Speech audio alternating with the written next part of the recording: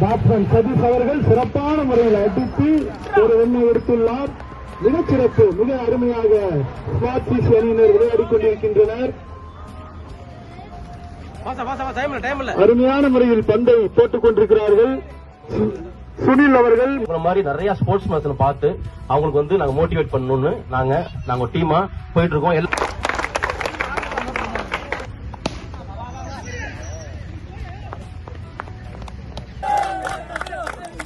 ஒரு லிமிட் இருக்கு. சரி, இந்த பூமியில பிறக்கிறீங்க, எவ்வளவு வருஷம் உயிரோட இருப்பீங்க? அது மாதிரிதான் இந்த பூமியில நம்மளா இந்த பூமிக்கு வந்த பிறகு எதுவுமே நிச்சயம் இல்லாது. இந்த கிரிக்கெட் நீங்க ஃபாலோ பண்றீங்க, ஒரு குறிப்பிட்ட காலத்துக்கு அப்புறம் நீங்க விளையாட முடியாது. ஓகேவா? அதே மாதிரி இந்த ஒவ்வொரு காரியமும் குறிப்பிட்ட காலத்துக்கு அப்புறம் நீங்க பண்ண முடியாது. இப்ப இதுக்கெல்லாம் என்ன காரணம் அப்படின்னா இந்த ஏஜ். ஓகேவா? இது உங்களுக்கு சரியான ஏஜ். இந்த ஏஜ்ல நீங்க எல்லாத்துல இருந்து விடுபடணும். நீங்க ஸ்போர்ட்ஸ் மேனா மாட்டு இருக்க கூடாது, நல்ல மனுஷனா இருக்கணும். நீங்க எல்லாம் ஆடுறீங்க, சூப்பரா ஆடுறீங்க, ரொம்ப சந்தோஷமா இருக்கும் பார்க்கும்போது. தனித்திறமை நிறைய ஆடலாம், இது நிறைய கேம் ஆடலாம், பயங்கரமான திறமைசாலி நினைக்கலாம். அந்த திறமை அழிக்கிறதுக்கு ஒரு சின்ன ஒரு கெட்ட பழக்கம் உங்களை மொத்தமா மாத்திரும். வினோத் காம்பளி வந்து பெரிய எக்ஸாம்பிள். இன்னைக்கு வினோத் காம்பளிக்கு வந்து இந்தியன் கிரிக்கெட் பிசிசிஐ வந்து ரொம்ப குறைவான பென்ஷன் தராங்க. அந்த பென்ஷன் வந்து வாங்குறதுக்கு ரொம்ப பாடுபட்டாரு. இன்னைக்கு அவர் ஜீவியத்தை நடத்துறதுக்கு அவ்வளவு பாடுபடுறாரு. ஒருவேளை நீ நினைக்கலாம் பயங்கரமான திறமை இருக்கு, நல்ல வேலை இருக்கு, நல்ல வாய்ப்பு இருக்கு, எங்க அப்பாட்ட சொத்து இருக்கு அப்படின்னு. இந்த டிசிப்ளின் லைஃப் உங்களுக்கு இல்ல அப்படின்ற பட்சத்துல எல்லாத்தையும் நீ ஒரு நாள் இழக்க கூடும். அதான் சொல்லதான் நாங்க வந்திருக்கோம்.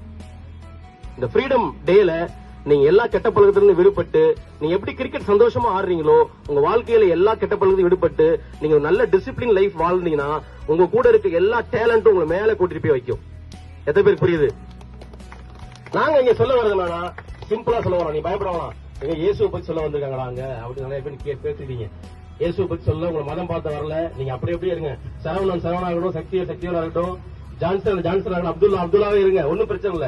உங்களுக்கு நாங்க சொல்ல வர்றது டிசிப்ளின், மாரல் வேல்யூ, அவ்வளவுதான் சொல்ல வந்திருக்கோம். சிம்பிளா இதை சொல்ல வர்றதுனா இந்த பைபிள் நாங்க படிச்சப்ப நாங்க எங்களுக்கும் நிறைய கெட்ட பழக்கங்கள் இருந்துச்சு, நிறைய அடிமைத்தனத்தில் இருக்கும்போது நாங்களும் அதை விடுபட்டு இப்ப நாங்க விளையாடுறது இல்ல. நீங்க எது பண்ணாலும் அது உண்மையா இருந்தீங்கன்னா உங்களுக்கு உயர்வு கிடைக்கும்.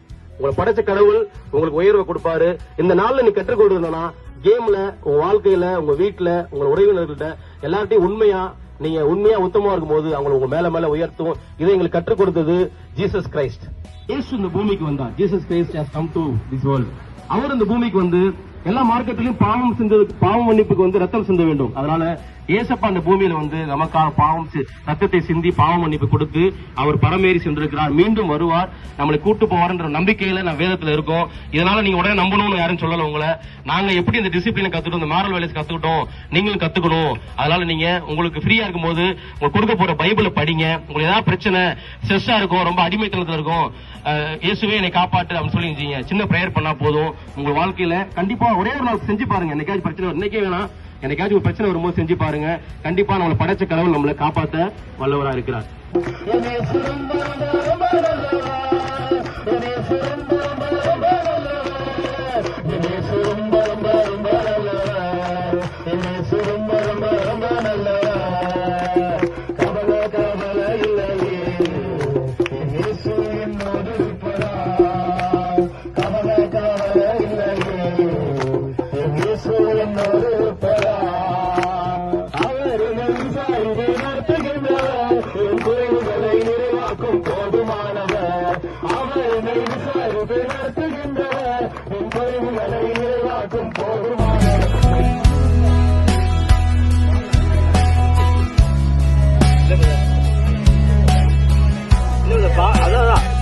பால் ரிலீஸ் பண்ணும்போது தூக்குறான்றாரு.